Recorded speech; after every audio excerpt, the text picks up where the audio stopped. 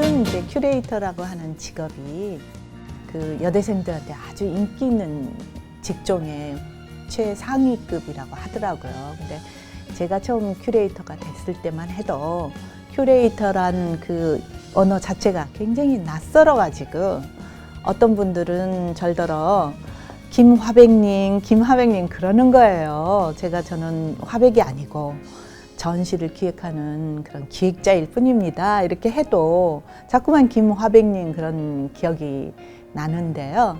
요즘 와서 큐레이터들은 굉장히 다양한 활동을 하죠.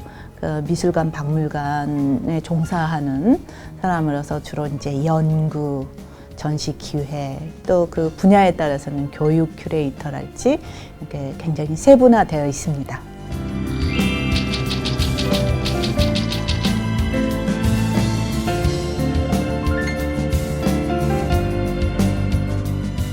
가장 제가 지금까지 좀 뿌듯하다 했던 것들은 이제 굉장히 어렵게 또 아직까지 그 세상에 빛을 발하지 못하고 열심히 그 좋은 작업을 하고 있는 젊은 예술가들한테 여러 번 전시 기회를 줘서 그 작가들이 이제 속된 말로 굉장히 성공한 작가로 가고 있는 모습을 볼 때 굉장히 뿌듯하죠. 뿐만 아니라 자신이 기획한 전시를 많은 사람들이 와서 보고 감동이나 좀 관심을 많이 가져주시고 할 때 그때 저희들 기쁨이 가장 컸던 것 같아요.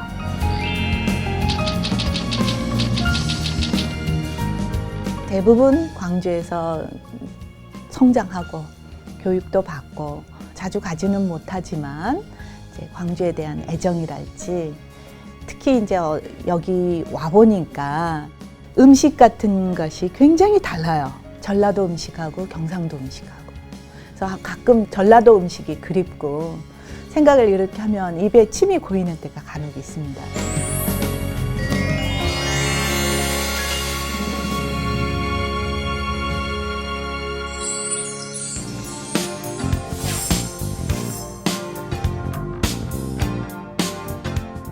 어떻게 대구하고 인연이 돼가지고 대구에 와서 보니까 제가 취임했을 때는 채 1년도 안 됐었어요.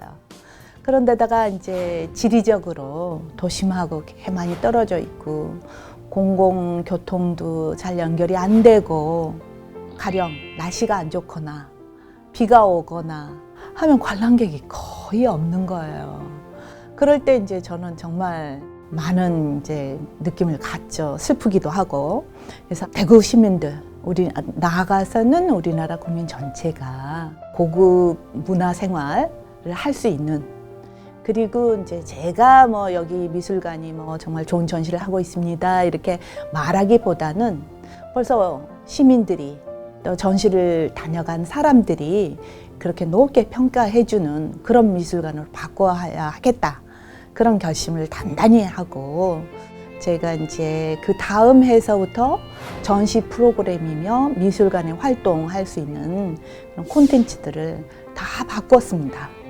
그래서 이제 그게 가시적으로 점점점 드러나 보여서 지금 현재는 저도 모르는 사이에 아마 한국에서 관람객이 가장 많은 미술관의 하나로 이렇게 자리를 잡게 됐는데 2년도 안 된 기간에 그런 것을 이룰 수 있었다는 것은 정말 어떤 면에서는 기적이라고도 생각합니다. 네.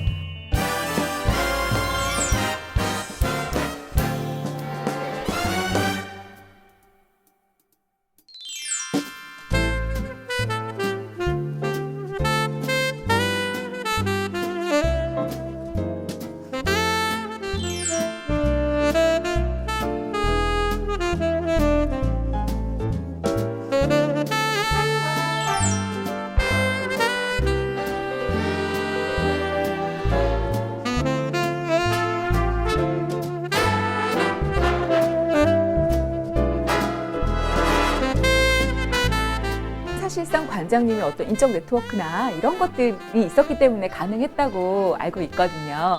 모리미술관 시절 좀 얘기를 좀 해주시죠. 네, 모리미술관에서 이제 6년 가까이 일을 했었는데 이제 그 전에는 제가 광주 시립미술관 학예실장 또 광주 비엔날레 이런 경험을 했었어요. 사실 모리미술관에서 오포가 왔을 때도 선뜻 제가 마음이 안 내켜서 감사하지만 생각이 없다 이런 거절을 했었거든요, 처음에는. 그러다가 이제 한번 용기를 내서 일본어도 한마디도 못하고 또 뭐 그다지 지식도 없고 하지만은 혹시 2년 전에 나를 이렇게 좀 와달라 했는데 지금도 유효합니까? 라고 물어봤더니 언제든지 유효하다 해가지고 굉장히 갑작스럽게 이제 일본을 가서 보니까 일본은 우리보다도 그 현대미술이 이제 도입이 된 데도 훨씬 빠르고 미술관 문화 자체가 굉장히 서구화되어 있어요. 그래서 굉장히 전문가들의 그런 협업, 분업 이런 시스템이 잘 되어 있고 지금 생각하면 우리가 막 버블 시대라고도 했는데 예산도 넉넉하고 또 저희 팀들이 마음껏 이제 출장도 다니면서 어떤 전시를 유치하거나 기획하거나 이렇게 했던 그런 경험이 있는데 이제 그거는 일본의 시스템이고 한국도 저는 굉장히 많이 좋아지고 있다고 생각이 들어요. 경쟁력들도 굉장히 많았다고 들었거든요. 어떤 점에 반해서 그렇게 2년씩 기다려가지고 관장님을 이렇게 부르셨어요? 어떤 일종의 네트워킹이고 그 모리미술관이 아시아 중심의 현대미술관을 지향했기 때문에 또 일본인 이외에 아시아 쪽의 큐레이터들을 찾고 있었다고 해요. 그분들이 한국 미술에 대한 정보 뭐 이런 것을 알고 싶어 할 때 항상 이렇게 성실하게 이렇게 답을 주고 이렇게 했던 것이 계기가 됐던 것 같아요. 네. 어학 문제 말고도 뭐 이렇게 일본에서 생활하시면서 조금 힘드셨던 부분이 있으셨다면? 그때는 이제 모리미술관을 개관하기 전이었어요. 네, 그 저희들 직원들, 미술관 멤버들이 한 60여 명 있었음에도 불구하고 거의 뭐 밤중까지 일을 했어야 했어요. 저뿐만 아니라 다른 사람도 많이 그랬는데 너무 고단하게 집에 가서 잠만 자고 나와서 또 일하고 그래서 이제 굉장히 고단했죠. 일본에 이어서 또 이제 중국에서도 활약을 하시게 됩니다. 네. 예. 중국에서는 어떠셨나요? 일본에서 이제 몇 년간 일을 하다가 보니까 저 중국 미술이 그때 세계의 중요한 미술로 막 이렇게 성장하고 떠오르기 시작을 했을 때인데 샹하이에 큰 미술관이 새로 지어지게 됐어요. 그때 이제 일본의 아주 중요한 건축가 이소자키 아라타라고 하는 분이 그 프로젝트를 맡아서 제 전시, 아시아 전시를 보시고 저를 이렇게 좀 찾아오셨어요. 만나자고. 그래서 이제 이런저런 얘기도 하고 했는데 그분이 저를 샹하이 그 미술관에 그 건물 오너한테 소개를 했던 것 같아요. 그래서 저도 샹하이에 몇 번 가고 또 그분도 한 3번 일본을 방문하면서 그냥 이제 마음이 또 샹하이로 향하더라고요. 그래서 주변 사람은 다 만류했습니다. 아직 그 중국은 시스템이 그렇게 안정되지 못했고 또 미술관이 아직 오픈도 안 했는데 벌써 가가지고 혹시 잘못되면 어떡할 거냐. 그런데 이미 저는 이제 좀 마음이 결정이 된 상태라 그렇다 하더라도 그다지 이렇게 두려움이 없었다 할까요? 하여튼 중국을 꼭 경험해보고 싶었어요, 직접. 그래서 100명 중에 99명이 말렸는데 중국으로 갔던 거죠. 네. 대단하시네요. 이 한번 딱 생각을 하시면 실행으로 옮기시는 그런 타입이신 거예요? 그랬던 것 같아요. 제가 저 일생 이렇게 보면 대학 졸업하고 그 국공립학교 미술교사 중학교로 근무하고 있었을 때도 어느 날 갑자기 이거 아니다. 그만두고 이 전시 기획자나 이런 것 쪽으로 방향을 바꿔야 되겠다 생각하니까 미련 없이 사표를 쓰고 제 마음이 움직이는 대로 이렇게 바람 부는 대로랄지 이렇게 갔던 것 같아요. 네. 그렇게 해서 결국에는 이 한중일에 정통한 예, 그런 그 미술 전문가가 되셨는데요. 글쎄요. 그러니까 한편으로는 상당히 말씀드렸던 무모하기 짝이 없는 그렇게 움직임이었는지는 모르지만 저는 내면에서는 정말 아시아의 현대 미술을 직접 체험하고 싶었던 그 의지가 굉장히 컸던 것 같아요. 근데 이제 사실 큐레이터는 새롭게 그 관람객들에게 어떤 그 작품 세계들을 선보여줘야 되는 그런 가이드의 역할을 하는 거잖아요. 그러면 굉장히 고민이 많을 것 같아요. 어떤 것들에 사람들이 관심이 많을까 늘 고민해야 되는 부분일 것 같습니다. 그렇습니다. 사실은 큐레이터라고 하는 직업이 이제 미술가, 미술 또는 대중 이렇게 매개하는 그런 역할을 많이 하는 것이 사실이기 때문에 큐레이터는 정말로 다양한 소스의 지식이랄지 정보 이런 게 요구돼요. 그럴 뿐만 아니라 어떤 태도, 그러니까 일본에서는 특히 제가 그 부분에 대해서 참 감동을 했는데 관람객에 대한 저희 큐레이터 태도는 극진합니다. 정말 무슨 일이 있다. 미술관 안에서 갑자기 뭐가 일어나고 이러면 정말 맨발로 튀어나가야 하는 그런 정도로 대중, 공공한테도 책임을 져야 하는 것은 물론이거니와 작품을 소개한다는 거 누구나 다 뭐 좋아하는 작품이 있을 수 있고 좋아하는 거를 소개할 수는 있지만 저희는 단순히 좋아한다고 해서 소개할 수만은 없어요. 공익미술관이기 때문에 어떤 공익성, 공공성 그리고 역사성 그런 어떤 지식을 토대로 해가지고 그 보기만 좋고 대중들이 좋아한다고 해서 소개해서는 안 된다고 생각합니다. 한편으로는 저희가 한 발 앞서서 대중들한테 인기는 없지만 반드시 소개하고 이런 경향 알려드림으로 해서 대중들이 점차 거기에 대해서 익숙해지고 좋아하게 하고 이런 기능도 해야 되거든요. 또 구태의연하고 맨날 그 뒤로 가는 미술만 소개해서도 안 돼요. 젊은 미술가들한테도 미래 곧 10년, 5년 후에 미술을 선도해야 돼. 리드하는 역할도 해야 되거든요. 그렇기 때문에 그런 전시도 해야 돼요. 그래서 어떤 기준을 가지고 현명하게 해야 되는 것이 요구되죠. 네.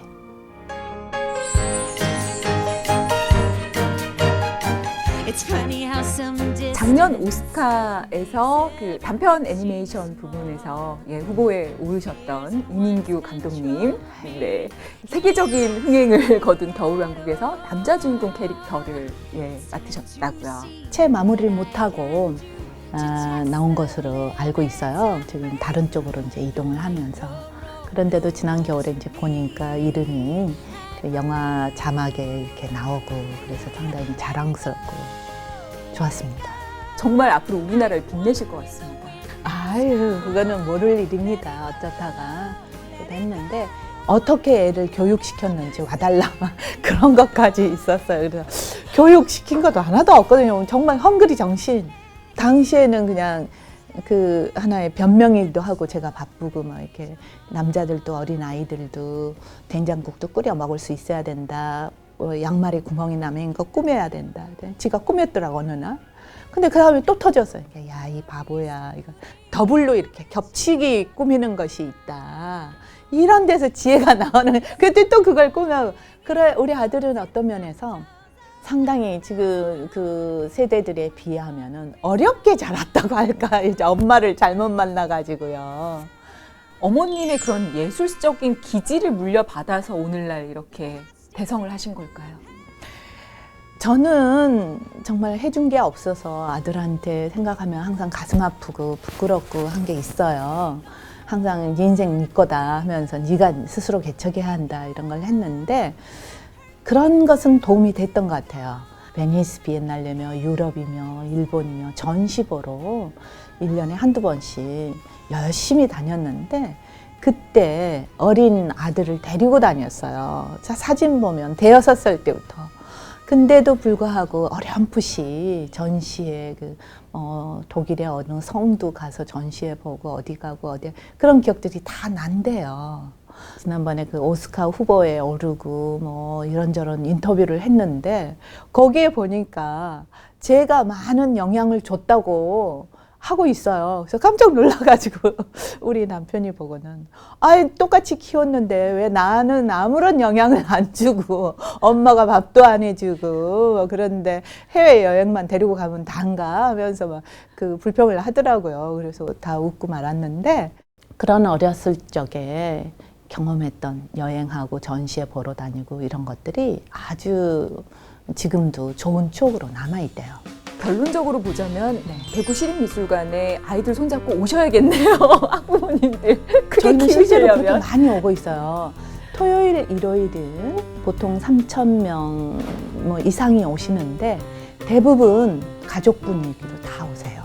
그게 저희로서는 상당히 뿌듯함을 느끼게 하는 부분인데 주말에도 갈 곳이 없고 피곤한 몸을 집에서 텔레비전만 보면서 이제 지내버리는 그런 것인데 정말 이렇게 돌이켜보면 제가 봐도 그보다지 갈 곳이 없어요.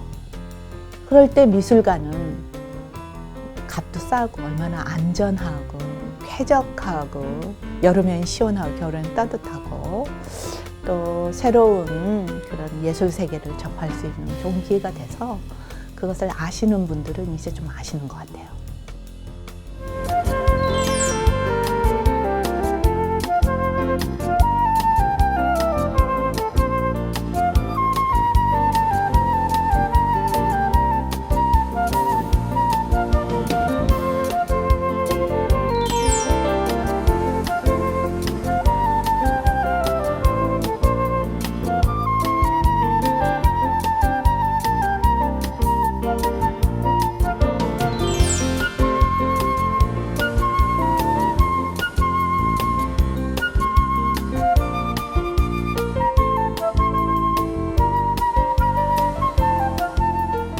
일본 시절에 새로운 경험을 하면서 제가 신체적으로도 많은 부담을 가져서 그랬었는지 몸도 많이 아팠었어요.